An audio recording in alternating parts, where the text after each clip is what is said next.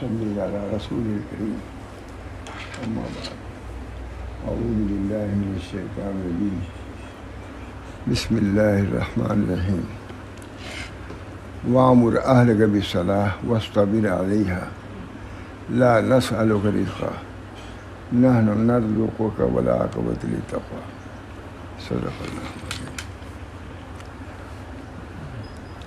ابھی ہمارے ایک دوست نے کہا اس آیت پر آج بیان کر دو گے۔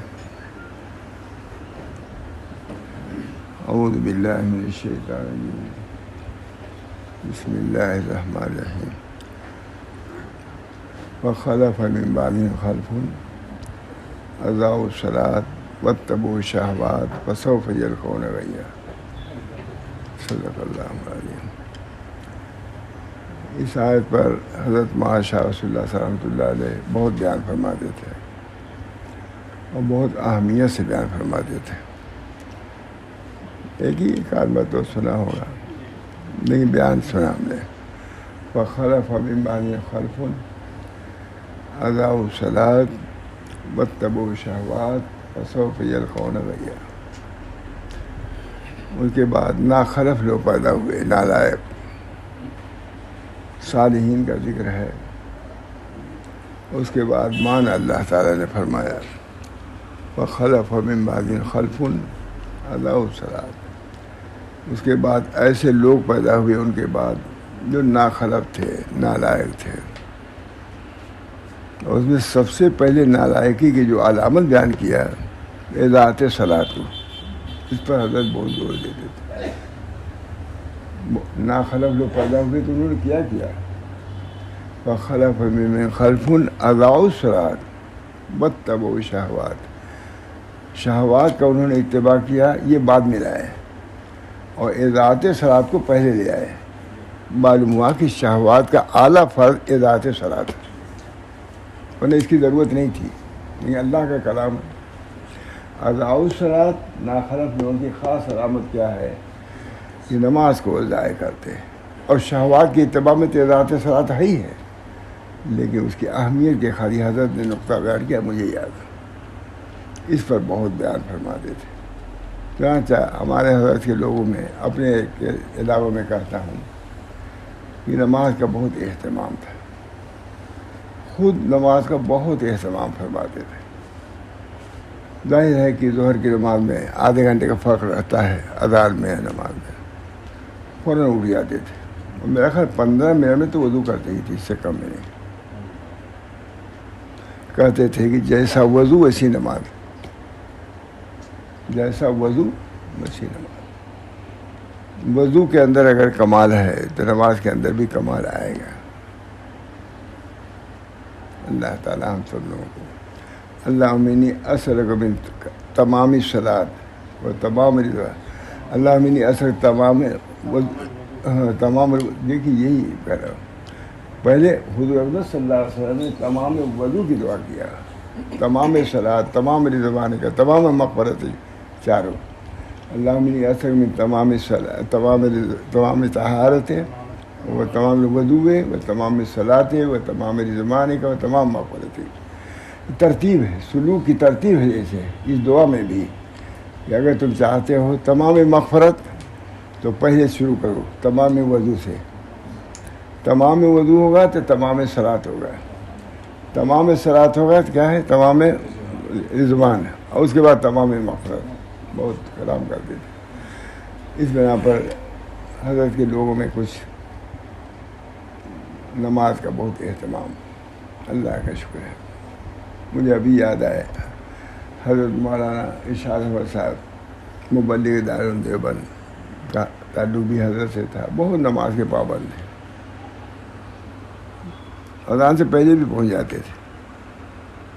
اس طرح ہمارے حکیم صاحب تھے، حکیم عزیز الرحمان، وہ بھی بہت پابندی سے دیوبند میں مشہور تھی نماز انہوں کی، بہت زیادہ اہتمام۔ حضرت خود بھی اہتمام کے خاص لحاظ کرتے تھے۔ کبھی فرماتے تھے کہ بھائی کتنا باقی ہے نماز میں، تو ہم لوگ کہتے تھے حضرت ابھی 15 منٹ باقی ہے۔ اچھا 15 منٹ باقی ہے، چلو مسجد میں جتنا پہلے پہنچ جائے اچھا ہے، پہنچ جاتے تھے. لیکن کبھی بلڈ پریشر کی بیماری ویسے گھبرانے بھی لگتے تھے, کہتے بھائی بلڈ پریشر بیماری مریض آدمی ہو. بہرحال حضرت کے ہاں ہمارے نماز کا بہت اہتمام ہے. اللہ تعالی ہم سب لوگوں کو ان کی اتباع کی توفیق دے. وخلف من بعدهم خلف اضاعوا الصلاۃ واتبعوا الشہوات فسوف یلقون غیا. غی کو پہنچیں گے, گمراہی کو. بڑی تفسیر ہے اس کی, وادی بھی ہے اور غی میں گمراہی کے بھی ہیں. اللہ تعالی ہم سب لوگوں کو اپنے بزرگوں کی تعلیمات پر عمل کی توفیق دے. وخلف من بعدهم خلف, کتنی عمدہ آیت ملچار. میں نے وہاں بمبئی میں پڑھا تھا اس کو, سب بہت ہزار آدمی تھے اور حضرت کئی نقطہ بیان کیا ہے. نقطے سے اور زیادہ لوگ خوش ہو جاتے ہیں. وخلف من بعدهم خلف اضاعوا الصلاۃ واتبعوا الشہوات فسوف یلقون غیا. نماز کو ضائع کرنا بہت بڑی. جو چیز نماز کو ضائع کرے گا تو دوسری چیزوں کو نہیں اضیع ہوگا, زیادہ ضائع کرنے والا ہوگا. ہمارے حضرت مفتی محمد شفیع صاحب نے حیات المسلمین میں لکھا بھی, بہت تفصیلی پڑھوں. بہرحال اپنے بزرگوں کی جو خصوصیات ہیں ان کو ہم کو پیش نظر رکھنا چاہیے. نماز کا اہتمام, وضو کا اہتمام, اسی طریقے سے تلاوت کا اہتمام, بہت تلاوت کا اہتمام. ایک منزل تو عام طور سے مشائخ پڑھتے ہیں, حضرت پڑھتے تھے, بعد میں 2 منزل پڑھ لیتے تھے. تو فرماتے ہیں قوم زمان ہم نے کل والی منزل بھی پڑھ لیا ہے, کل والی منزل بھی پڑھ لیا. یہ ہمارے بزرگ کا اہتمام ہے. صلاۃ, اہتمام تلاوت, اہتمام ذکر اللہ. بہت اللہ تعالی ہم سب لوگوں کو ان کی اقتداء کی توفیق دے. اقتداء بہت ضروری ہے. عمل ہے, اس کے بعد اس کے اجر ہے. اجر عمل کرو گے تب تو اجر ہوگا. انما الاحوال نتائج الاعمال. بہت حضرت سیدنا عبد القادر جیلانی کا ہے. احوال یہ اعمال کے نتائج ہیں. بہت فرماتے تھے کہ لوگ احوال کے تو طالب ہیں لیکن اعمال کے طالب نہیں ہیں. جبکہ وہ فرماتے ہیں انما احوال, احوال کیسے ہیں؟ نتائج الاعمال. اعمال کرو گے تو احوال ملیں گے, جب اعمال نہیں ہوں گے تو احوال بھی نہیں ہوں گے. آج احوال کے تو طالب ہیں لیکن اعمال کے طالب نہیں ہیں. اعمال بہت ضروری ہے. اللہ تعالی ہمارے بزرگوں کی اتباع میں بہت ہی حضرات کوئی چیز حق طرف سے چھوڑتے نہیں تھے. جو ورد ہے بس بہت تاکید کرتے تھے. ہم لوگ نگرانی بھی کرتے تھے کہ مغرب بعد لوگ ذکر کرتے ہیں کہ نہیں, فجر بعد ذکر کرتے ہیں کہ نہیں. اللہ تعالیٰ کا شکر ہے. وہی تھوڑی بہت عادت ہے بس ہے اشراق پر بیٹھنے کی, اتنی اس پر تاکید کہ میں کہہ نہیں سکتا. اللہ ہم سب لوگوں کو ان بزرگوں کی تعلیمات پر, ان کے اوراد پر, ان کے وظائف پر, ان کے چیزوں پر عمل کرنے کی توفیق دے تاکہ وخلف من بعدهم خلف اضاعوا الصلاۃ واتبعوا الشہوات فسوف یلقون غیا. سب کچھ اللہ نے بیان فرما دیا. اور اس میں سب سے زیادہ اضاعت صلاۃ کو جائے شہوات سے پہلے. 2 چیز, اقامت صلاۃ کی جتنی احمد, یقیمون الصلاۃ, نماز کو جو قائم کرتے ہیں کہ ان کی فضیلت, یہ اقامت صلاۃ کی بہت زیادہ قدر. تو اسی کے مقابلے میں اضاعت صلاۃ کی اس کی مذمت. اقامت صلاۃ میں وضو سے لے کر کے سلام تک سنت کے مطابق ادا کرنا, وہی اقامت صلاۃ ہے. کہ مستحبات کی رعایت, وضو صحیح ہو, اس کے بعد وضو صحیح, نیت صحیح, رکوع صحیح, تب اقامت صلاۃ. اضاعت صلاۃ یہ ہے کہ بے وقت پڑھنا, بغیر اہتمام وضو کے پڑھنا, تعدیل ارکان کا خیال نہ کرنا, یہ سب ہے. ہمارے حضرت فرمانے لگے کہ حضرت ماتھانی رحمۃ اللہ نے فرمایا ایک دفعہ کہ جو لوگ تعدیل ارکان کا خیال خارج میں ظاہر میں کرتے ہیں اور تنہائی میں کم کرتے ہیں, یہ اللہ سے محبت کے کمی کی دلیل ہے. حضرت ثانی نے فرمایا. حضرت فرماتے تھے اس جملے کا ہم لوگوں پہ اتنا اثر ہوا کہ میں کہہ نہیں سکتا. خود کہتے تھے کہ جماعت زمین پر جہاں گر جائیں. یہ اللہ تعالیٰ کی محبت کی کمی کی دلیل یہ ہے کہ تعدیل ارکان لوگوں کے سامنے تو کرے لیکن تنہائی میں نہ کرے، جبکہ اللہ موجود ہے وہاں، سامنے بھی اللہ موجود ہے اور تنہائی میں تو اللہ ہی ہے. اور اللہ ہی کی عبادت میں کمی کرنا انتہائی بے محبتی، محبت کا لفظ کا محبت کے کمی کی دلیل ہے کہ اللہ تعالیٰ سے محبت نہیں ہے، اس بنا پر تعدیل ارکان میں کوتاہی کر رہا ہے بہت زیادہ. ہم نے دونوں بزرگوں کو دیکھا، اللہ ونی ماشاء اللہ صاحب کو بھی، امام محمد احمد صاحب، وہ تو بتلاتے تھے جو امام کوتاہی کرتا تھا رکوع وغیرہ میں تسبیح میں، اس کے پیچھے نماز بھی پڑھنا نہیں چاہتے تھے حضرت ہمارے امام محمد احمد. تو ٹھیک سے تسبیح بھی نہیں پڑھتا، بتلاتے تھے اس طرح پڑھا جائے، سبحان ربی العظیم 3 بجے تک پڑھو ٹھیک سے. بہت اچھی نماز امام محمد احمد صاحب بھی پڑھتے تھے وہاں بہت اطمینان کے ساتھ. ہمارے حضرت تو بہت ہی اللہ کا شکر ہے بہت زیادہ. اللہ تعالی ہم سب لوگوں کو ان حضرات کی اقتداء کی توفیق، اتباع کی توفیق، اسی میں ہمارا برکت ہے اور اسی میں رہائی نجات ہے. تعدیل ارکان نماز کی طرف لکھا ہے. کسی نے کہا کہ ماشاء اللہ صاحب رحمۃ اللہ بطلی حضرت تھانوی کے خلیفہ مار رفیع الدین صاحب سے حکیم وہاں جہاں ہے مصباح العلوم اجل خلفاء میں سے تھے. کہا بھائی جس کو تعدیل ارکان کے ساتھ انہیں خشوع والی نماز جس کو پڑھنا ہو دیکھنا ہو تو ماں شاہ وصول اللہ صاحب کی نماز پڑھے دیکھے. اور واقعی ایسی نماز پڑھتے تھے کہ معلوم ہوتا تھا کہ کہاں سے تعلق کیا ربط ہے، معلوم ہوتا تھا کیسا رکوع کیسا سجود. کسی نے کہا کہ حضرت مولانا خلیل احمد صاحب بہت اچھی نماز پڑھتے ہیں غالباً، تو ان کو جو معلوم ہوا کہا مولانا رشید احمد صاحب ہم سے اچھی نماز پڑھتے تھے نماز میں. تو نماز کے بارے میں سے اشبہ بصلاۃ النبی کس کی؟ حضرت عبداللہ ابن مسعود کے بارے میں آتا ہے. تو مطلب نماز میں تشبیہ اور دنیاوی کسی چیز میں تشبیہ، تشبیہ بھی ایک دوسرے سے جو ہوتی تھی تفضیل اور تشبیہ. تو نماز کی بڑی اہمیت تھی. فرماتے تھے کہ اگر تمام مسلمان جماعت سے نماز پڑھنے لگے تو کافی ڈر جائے. ماشاء اللہ اگر سب لوگ جماعت سے نماز پڑھنے لگے اتنی بھیڑ ہو جائے کافی ڈر جائے. نماز کی اہمیت اللہ تعالی ہم سب کو توفیق دے. جہاں تک ہو سکے جماعت سے نماز پڑھیں، جہاں تک ہو سکے. جماعت میں اگر کچھ کمی بھی تمہاری نماز میں ہوگی تو انشاءاللہ جو بہت سے مصلی ہیں کاملین، اس کی وجہ سے تمہاری نماز میں بھی کمال پیدا ہو جائے گا. بہرحال فخلف من بعدهم خلف اضاعوا الصلاۃ واتبعوا الشہوات فسوف یلقون غیا. شہوات کو ترک کرنا مشائخ کے یہاں سب سے زیادہ شہوات کو ترک کرو، اپنی خواہش پر نہ چلو، اللہ کی خواہش پہ چلو. وَأَمَّا مَنْ خَافَ مَقَامَ رَبِّهِ وَنَهَى النَّفْسَ عَنِ الْهَوَىٰ فَإِنَّ الْجَنَّةَ هِيَ الْمَأْوَىٰ. سب اسی پر. کسی بزرگ سے کسی نے کہا کہ حضرت خدا تک کیسے پہنچے؟ کہا ہوا کو چھوڑ دو خدا کے پہنچ جائے. 2 ہی قدم ہے، ہوا کو چھوڑنا اور جنت میں پہنچنا. بہت اس پر بیان فرماتے تھے. 2 قدم ہے راستہ. کبھی کبھی کہتے تھے کہ 1 ہی قدم ہے. بزرگوں نے کہا 2 قدم ہے. میں کہتا 1 ہی قدم ہے. ایک ہوا پر رکھا اور دوسرا قدم کہاں ہے؟ تو قدم تو 1 ہی ہوا ہے، رکھا اور پہنچے. بہت اس پر کلام کرتے ہیں.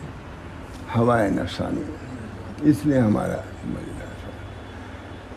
ہر وقت دیکھنا ہم کو ہے کہ ہم یہ جو کام کر رہے ہیں اس میں ہوائے نفسانی کا تو دخل نہیں ہے. ہوائے نفسانی فرماتے ہیں امام غزالی پورے عمر میں پوری ایک لمحہ بھی اللہ کے لیے اگر ہو جائے نجات پا جائے، ہوا سے خالی بہت عمدہ عبارت بھی لکھا ہے اس پر تھوڑا سا ہوائے نفسانی. کیونکہ کوئی عمل ایسا نہیں ہوتا جس میں ہوائے نفسانی شریک نہ ہو جائے.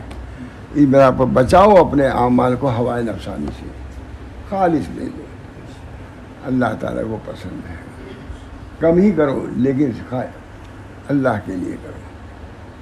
بہرحال فخلف من بعد خلف، ہمارے دوست سے یاد دلائے اس بنا پر میں نے کہا فخلف من بعد خلف اضاعوا الصلاۃ واتبعوا الشہوات، شہوات کا اتباع، جو جی میں آئے کہہ دو، جو جی میں آئے کر دو، جو جی میں آئے کھاؤ، سوچو یہ کھانا تمہارے لیے مضر تو نہیں ہے، تمہارے باطنی انوار میں کمی کا تو سبب نہیں بنے گا۔ ہمارے علماء دیوبند کے بارے میں حضرت ہمارے فرماتے تھے کہ کوئی عورت تھی، وہ بہت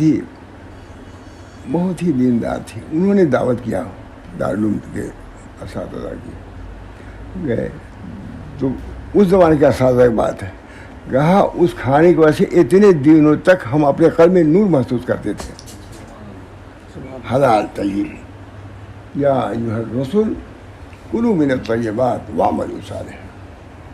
شاہ عبد القدوس گنگوئی فرماتے ہیں کہ عمل صالح پر مرتب ہے کیا ہے اللہ تعالیٰ کے یہاں قبول، یا ایھا الرسل کلوا من الطیبات، طیبات کھاؤ تو عمل صالح ہوگا، عمل صالح ہوگا پھر نورانیت آئے گی بنیادی، یا ایھا الرسل کلوا من الطیبات واعملوا صالحا، اے رسول طیبات میں سے کھاؤ، کھانے سے منع نہیں کیا، اس پر بہت اصطلاح کیا، اس پر بہت عمدہ کتاب ہے، کلو کھائے گا، تجارت کرے گا تب تو کھائے گا، تجارت کرے گا تب تو مال ملے گا، اسے اصطلاح کیا ہے، یہ امام تھانوی کا ترجمہ کیا ہوئی کتاب ہے، سالوں سنا رہا ختم نہیں ہو رہی ہے، چاہے اس میں درج سنایا ہوگا، کتاب امام تھانوی نے ترجمہ کیا ہے اس کا۔ حضرت حاجی صاحب نے کہا اشرف علی اجی اس کتاب کا ترجمہ کر دو، بہت مفید ہے۔ حضرت فرماتے ہیں کہ میں تو استفادہ کے لیے گیا تھا، شیخ کا حکم ہوا تو میں تیار ہو گیا، اگرچہ میں اس کا اہل نہیں تھا۔ حضرت حاجی کا ایسا ترجمہ کیا ہے کہ ہمارے بزرگوں نے کہا ہے کہ امام تھانوی اس کا ترجمہ کر سکتے تھے، مکہ معظمہ ہی میں ترجمہ کیا ہے، الحمدللہ مکہ معظمہ ہی ہم لوگوں نے کام کیا ہے، جب تک اسی کو پڑھتے رہے مکہ معظمہ میں۔ اس نسبت سے شیخ عطا اسکندری کی کتاب ہے، حضرت حاجی صاحب کے پسندیدہ ہے، انہوں نے حضرت تھانوی سے کہا کہ اشرف علی اس کا ترجمہ کر دو، ترجمہ کیا ہے۔ بہرحال اللہ تعالی ہم سب لوگوں کو اپنے بزرگوں کی تعلیمات کو پیش نظر رکھنے کی توفیق فرمائے، پیش نظر نہیں ہے، تعلیمات پیش نظر نہیں ہے، جب تعلیمات پیش نظر نہیں ہو تو عمل کہاں سے آئے گا؟ اس وجہ سے ہمارے حضرت بہت زیادہ اکابر کی سیرت کو پیش کرتے تھے، امیر الروایات سنایا کرتے تھے۔ لوگ کہتے ہیں حضرت یہ قصہ کہاں سنا؟ میں نے کہا امیر الروایات پڑھے ہو؟ میں نے کہا دیوبند کے علماء کی ہیں، دیوبند میں رہتے ہو، تم پڑھے بھی نہیں اب تک امیر الروایات؟ کہہ دیتا ہوں میں یہ کتابیں پڑھوں گے تب اپنے مشائخ کی باتیں معلوم کی۔ میں دیوبند میں بیان کرتا رہتا ہوں اپنے بزرگوں کی، طلبہ کہتے ہیں حضرت ہم لوگ تو اتنے دن سے الہ آباد وہاں ہیں دیوبند میں، آتے یہ روایت کو ہم نے سنا ہی نہیں دیوبند میں۔ تو اپنے اکابر کی سیرت کو بھولا جائے گا بھائی، سیرت سلف میں آ رہی کار برس شاد، کتاب اللہ و سنت رسول اللہ و سیرت سلف۔ اس کام کی بنیاد تین چیزوں پر ہے، کتاب اللہ و سنت رسول۔ ایک مرتبہ سنا ہوگا ہم نے حضرت سے، کس کو یاد ہے؟ کتنے یاد ہے؟ خالی ایک آدھ شعر یاد ہے، خاک کیا دانے اتر بس۔ میں نے کہا یہ بھی سب ہے، یہ بھی سب ہے، جو لوگ پڑھتے تھے بہت زیادہ لوگ، میں کہتا ہے حضرت کی یہ سیرت ہے اصل، خالی ایک شعر لے لیا اور کہا کہ حضرت بزرگ تو تھے ہی، لیکن اس خالی شعر کی وجہ سے بزرگ نہیں تھے، یہ تعلیمات ان کی بزرگی کی تعلیمات۔ فرماتے تھے کہ شیخ کا بدن تبرک نہیں ہوتا، اس کی تعلیمات تبرک ہوتی ہیں، یہ بہت جملہ ہی فرماتے تھے۔ آگے جہاں مری ہوتی ہے ایک کھمبا تھا، کہا کہ شیخ کو بغیر معرفت پہچان، بے معرفت کے قبول کرنا یا ماننا ایسے ہی جیسے کھمبے کو پکڑ لینا ہے، کھمبے پکڑنے کوئی فائدہ ہوگا؟ اسے شیخ کو بھی پکڑا، اگر بغیر معرفت کے اس کی تعلیمات کو نہیں سامنے لیا، اس کھمبے کو پکڑنے بہت کہتے تھے کہ اس کھمبے کو پکڑنے میں اور شیخ کو پکڑنے میں کوئی فرق نہیں، جیسے اس سے وہ بے سود ہے، کھمبا جیسے بے سود ہے، اسے شیخ بھی بے سود ہے جب تک تم ان کی تعلیمات پر عمل نہیں کرو گے۔ سمجھ گئے مجھے؟ بے سود بہت کہتے تھے مولانا. کھمبا ہے تو کھمبا دکھا دوں گا کبھی گئے تو کہتے یہ کھمبا ہے نا, اس کو پکڑو کوئی فائدہ ہوگا؟ سیڑھی پکڑے رہو فائدہ ہوگا, چڑھو گے تب تو پہنچو گے چھت پر. عمل کرو گے اے معلوم, عمل کرو. اندری دامی خراش و می تراش تا دمے آخری دمے فاری مباش. کار کن کار بگذر گفتار اندری راہ کار باعث کار. حضرت کتاب عمدہ شعر ہے, لیکن ایک شعر کسی کو یاد نہیں ہوتا. یہ مولوی لوگوں کو ہم نے تو سنے ہیں تو یاد ہے, کہ ہم بھی پڑھتے ہیں, ہمارے ایک آدمی ایک شعر یاد نہیں ہوتا. اندری راہ کار باعث کار, کار کن کار بگذر گفتار. کام کرو کام, گفتار سے آگے بڑھو. اس راستے میں گفتار کی کوئی وقت نہیں, کام کی وقت. کار کن کا ہے کتاب عمدہ شعر ہے, کار کن کار. اب ہمارا تھوڑا سا کمزور ہو رہا ہے تو بھٹک جاتا ہوں کبھی کبھی, لیکن ٹھیک سنا دیتا ہوں نا. کار کن کار بگذر گفتار اندری راہ کار باعث کار. کام کرنا. اللہ تعالیٰ ہم سب لوگوں کو. کبھی کوئی بہت مسجع مرسق کوئی خط لکھتا تھا حضرت کے یہاں, کہتے تھے جا کے کہو کہ یہ زبان درست کرنے کی جگہ نہیں ہے, دل درست کرنے کی جگہ ہے. خط واپس اس کا فرماتے تھے کمل دیکھو اس خط میں کچھ معلوم ہوتا ہے. تو کبھی میں کہا ہاں حضرت اس میں تسنن معلوم ہوتا ہے. کہا تم سمجھ گئے.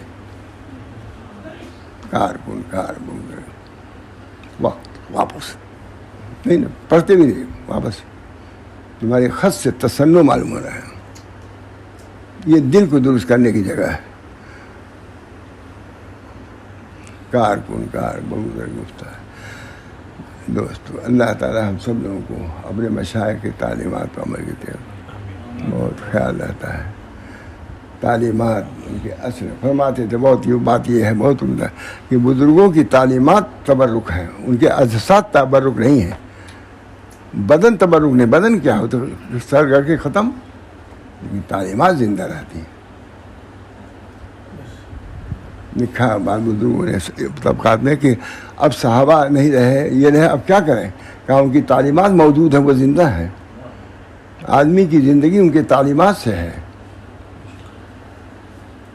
اللہ تعالیٰ بہرحال حضرت مولانا تھانوی رحمۃ اللہ علیہ نے ترجمہ کیا, حضرت حاجی صاحب کرایا. اس کی اہمیت ہے, اس بنا پر دار سے سنا دیتا ہوں. وامر تیسری آیت رزق کے مقدمے میں ہے. وامر اہلک بالصلاۃ واصطبر علیہا لا نسألک رزقا نحن نرزقک والعاقبۃ للتقویٰ. یہ آیت لے آئے. کون اسکندری صاحب لے آئے, حضرت تھانوی ترجمہ کرنا ہے. کیا ترجمہ کیا ہے؟ وامر اہلک یعنی حکم کر اے محمد. ترجمہ تھانوی کا ہے, حکم کر اے محمد اپنے گھر والوں کو نماز کا. ترجمہ بھی بہت ہی پھر اثر ہے. یعنی حکم کرو اے محمد اپنے گھر والوں کو نماز کا, اور اس پر قائم رہو.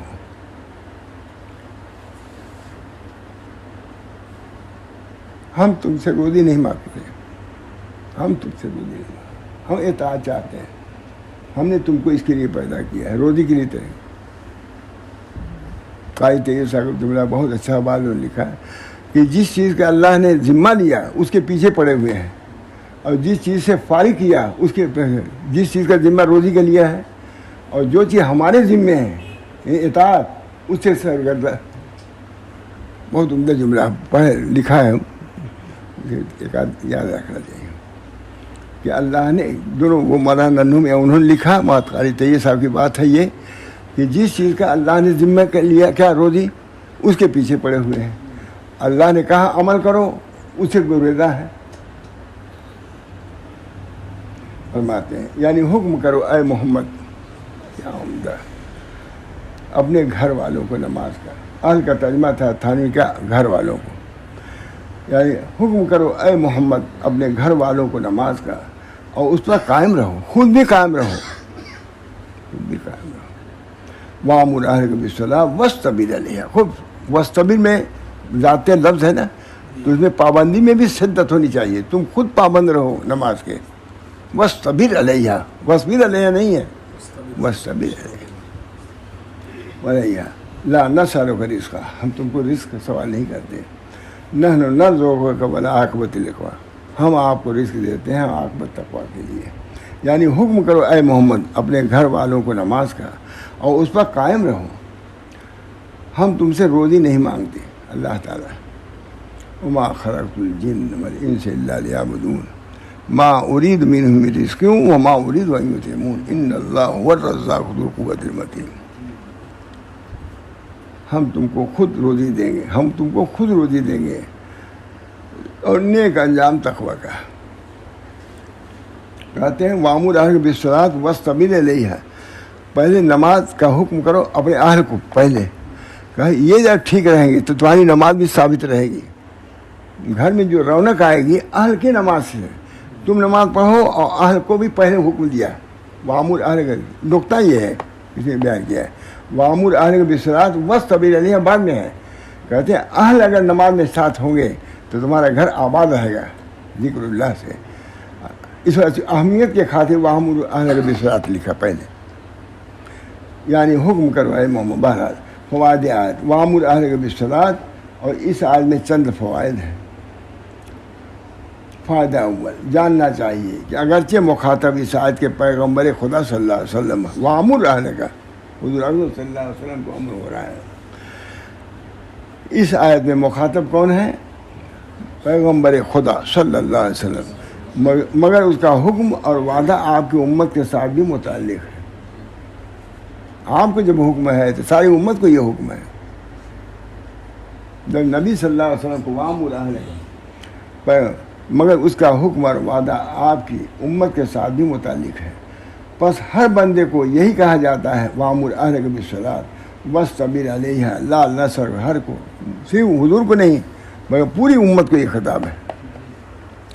جب یہ بات سمجھ میں آ گئی تو اب جاننا چاہیے کہ اے بندے، اللہ تعالیٰ نے تجھ کو یہ فرمایا ہے کہ اپنے گھر والوں کو نماز کا حکم کرو. پہلے یہ کہا کیونکہ جیسا اسباب دنیائی ہے ان کے ساتھ اس کے ساتھ سلوک کرنا اور ان کے حاجت کا خیال رکھنا تجھ پر واجب ہے، جیسے اور چیزوں واجب ہے کہ اپنے گھر کا اسی طرح اس کا بھی تمہارے ذمہ ہے کہ نماز کا حکم کرو اور ان کو پابند بناؤ.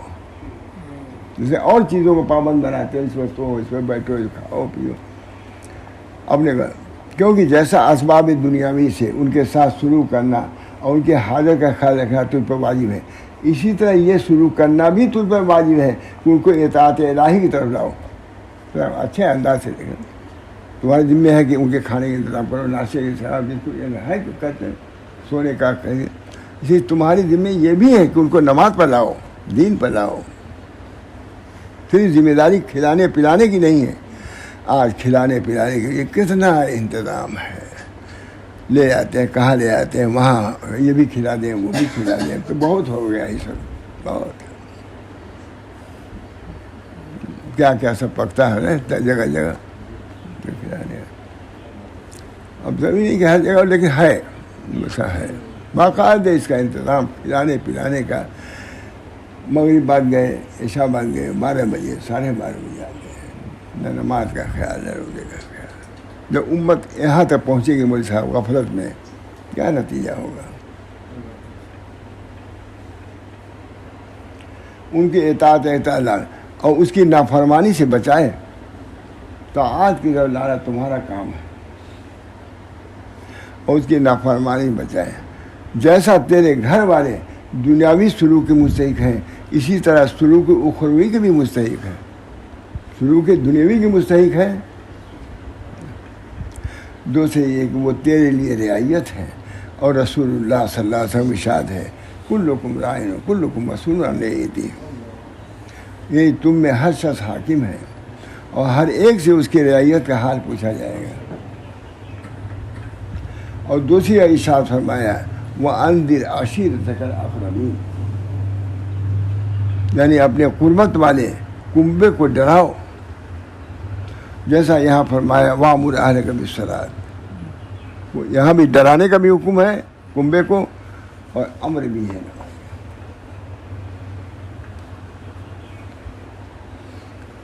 جیسے ایک فائدہ ہو رہا ہے. دوسرا فائدہ دیکھو کہ اللہ تعالیٰ نے پیغمبر خدا صلی اللہ علیہ وسلم کو اس آیت میں اول یہ فرمایا کہ اپنے گھر والوں کو نماز کا حکم کرو. پھر حکم کیا کہ تم بھی دوام کرو. یہ پہلے میں بیان کر چکا کہ یہ اب آیا تم بھی دوام کرو، تاکہ یہ بات جتلا دے کہ یہ آیت خاص اسی مضمون کے لیے بیان کی گئی ہے کہ گھر کے والوں کو نماز پڑھاؤ. اس کی اہمیت کی خاطر اس کو مقدم کیا، حالانکہ یہ کہتا ہے پہلے تو نماز پڑھو نہیں گھر، تاکہ کہتے ہیں آیت اس مضمون کے لیے بیان کی گئی کہ گھر والوں کو نماز پڑھاؤ. اور دوسرا مضمون طبعاً ضمن آ گیا، اگرچہ بذات خود وہ بھی مقصود ہو، وہ بھی مقصود ہے خود نماز پڑھو، لیکن چونکہ بندہ یقیناً جانتا ہے مجھ کو تو نماز کا حکم ہے ہی، اللہ تعالیٰ کو منظور ہوا کہ اپنے بندوں کو ایسے عمل سے آگاہ فرمائے جس کا محمد چھیڑ دینا ممکن تھا، کہ بچوں کی تعلیم سے غافل ہوا تھا. اس وجہ سے بچوں کی تعلیم کو مقدم جو کیا ہے، اس لیے تاکہ اپنی تو اصلاح کرنے کی در پر ہے یہ کرے گا. ہو سکتا ہے بچوں کی تعلیم سے اس وجہ سے کر دیا کہ جیسے تم کو اپنی نماز کا اہتمام کرنا ہے اپنے بچوں کی نماز کا بھی اہتمام کرنا ہے، کوئی فرق نہیں ہے، بلکہ اس کو مقدم کر دیا. وَأَمُرْ أَهْلَكَ بِالصَّلَاةِ وَاصْطَبِرْ عَلَيْهَا. چھوڑنا ممکن ہے، آگاہ فرمایا جس کا محمل چھوڑ دینا ممکن ہے، یعنی گھر والوں کو نماز پڑھائے. ماتھانی لکھ رہے ہیں یہ فائدے کے طور پر، یعنی کر کے کہ یعنی گھر والوں کو نماز پڑھوانا ہو سکتا ہے کہ آدمی اس کو چھوڑ دیتا ہے، اس بنا پر اللہ تعالیٰ نے پہلے اس کو ذکر کیا. اس لیے اپنے رسول صلی اللہ علیہ وسلم کو حکم فرمایا. ترجمہ کر رہے ہیں، اس لیے اپنے رسول صلی اللہ علیہ وسلم کو حکم فرمایا کہ دوسرے فرمایا تاکہ دوسرے لوگ بھی سنیں اور پیروی کریں، پھر اس کی طرف دوڑیں اور اس کی بجاوری پر دوام اختیار کریں. اس لیے مقدم کیا. اس لیے اپنے رسول صلی اللہ علیہ وسلم کو فرمایا تاکہ دوسرے لوگ بھی وامر اہلک اور پیروی کریں، پھر اس کی طرف دوڑیں. اللہ تعالی ہم سب لوگوں کو ان تعلیمات پر بھی عمل کی توفیق فرمائے. بظاہر تو نماز کا بیان ہے، لیکن کتنی اہمیت کا بیان ہے اور کتنی اہمیت سے بیان کر رہے ہیں. یہ کتنی اہمیت سے بیان کر رہے ہیں حدیث قرآن سے. حضرت حائی صاحب نے کہا کہ اچھا فری اس کا ترجمہ کر دو تو بہت زیادہ لوگوں کو نفع ہوگا. تو دیکھیے یہ ہے وہ بھی وہ پرلطف کہیے تو سنا دوں.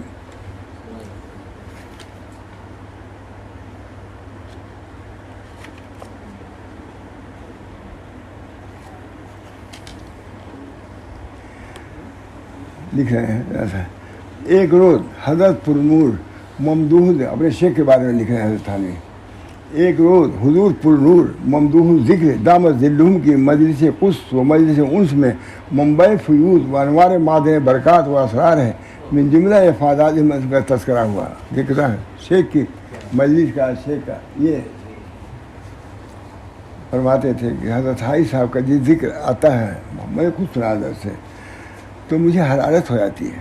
حضرت حائی صاحب جب اتنا اپنے شیخ پر فائدہ تھے تب تو ہوا ہے، حاصل ہوا ہے لوگ.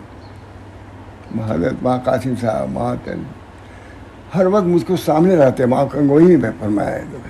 حضرت تھانوی لکھ رہے ہیں ایک روز دیکھیں حضور پرنور ممدوح ذکر دامت ذلہم کی محفل قدس و مجلس انس میں منبع فیوض و انوار و معدن برکات و اسرار جو ہے یہ مجلس ایسی ہے. من جملہ افادات اس مضمون کا بھی تذکرہ ہوا. ازاجہ کے مقبولان الہی مظہر اتم صفت رحمت کے ہوتے ہیں. حضور ممدوح دامت ذلہم کو براہ شفقت و دل سوزی خیال ہوا کہ ان غریقان بحر غفرت کو ساحل ہدایت پر لانے کی کوئی صورت نکالی جائے. 3 مرتبہ پڑھو تو سمجھ میں آئے گا. ارشاد فرمایا کہ کتاب کیا ہوا، اتنی تعریف ان کی مجلس کی اپنے شیخ کی اس کہنے کے بعد اب کیا کر رہے ہیں. ارشاد فرمایا کتاب التنویر فی اسقاط التدبیر تصنیف حجت الاولیاء ابن عطا قدس سرہ اس مبحث میں خوب ہے. آ کے کہا کہ یہ کتاب اس مبحث میں خوب ہے جس کا ہر مضمون مدلل بدلائل عقلیہ و نقلیہ و کشفیہ ہونے کے سبب سے مقبول و مرغوب ہے. اگر اردو زبان اب یہ حضرت تھانوی کے لفظ اگر اردو زبان میں اس کا ترجمہ ہو جائے تو نفع اس کا عام اور فائد اس کا تام ہو. حضرت حائی صاحب نے آگے کہا عجب نہیں کہ مدعیان مذکور بھی بشرط فہم و انصاف و ترک تعصب و احتساب براہ راست آ جائیں. جو لوگ گمراہ ہیں اس کو پڑھ کر کے راہ راست پر آ جائیں. ورنہ اور سادے مسلمان تو مان ہی لیں گے، اور لوگ نہ مانے سادے جو مسلمان جو ہیں، تاکہ خیال اعتقاد فاسد اور خیال قاصد سے محفوظ رہیں اور کسی کے دام میں نہ پھنس جائیں. اس وجہ سے اشفری میں چاہتے ہیں اس کو ترجمہ کرنا. اور نیز اس سے طلبہ کو علم، علماء کو عمل، عابدوں کو معرفت، عارفوں کا حال، اہل حال کو مقام، اہل مقام کو کمال، اہل کمال کو دولت بے زوال نصیب ہو. حضرت تھانوی کی عبارت ہے. نیز اس سے طلبہ کو علم، علماء کو عمل اور عابدوں کو معرفت، عارفوں کو حال، اہل حال کو مقام، اہل مقام کو کمال اور اہل کمال کو دولت بے زوال نصیب ہوگی. اور ان نادان ناکارہ کو جو حضرت تھانوی لکھ رہے ہیں، اب اپنی تعریف کر رہے ہیں، اور اس نادان ناکارہ کو جو خاص واسطے استفادہ معانی و برکات کے حضور میں ہند سے چند ماہ کا آیا ہوا تھا، استفادے کے لیے آیا ہوا تھا. 6 مہینے کے لیے جاتے ہیں، کورس تھا 6 مہینے کے لیے گئے تھے دیوبند سے پڑھ کر کے. کہتے ہیں جو خاص واسطے استفادہ معانی و برکات کے حضور میں ہند سے چند ماہ کا آیا ہوا تھا، اس وقت حاضر محفل فیض منزل تھا. ترجمے کے لیے فرمان ہوا. دن تعریف حضرت حاجی صاحب کے مقصد اس کے بعد کیا، تو اس وقت حاضر محفل فیض منزل تھا، ترجمے کے لیے فرمان ہوا. حضرت تھانوی نے فرمایا جس پر میں باوجود اپنے نااہلیت کے امتثال للامر مستعد بدل و جان ہوا، روزانہ تھوڑا تھوڑا لکھتا اور حضور میں سنا دیتا، یہاں تک کہ بہت تھوڑی مدت میں بحمد اللہ اتمام کو پہنچا اور اکثیر فی اس باتی تقدیر نام رکھا.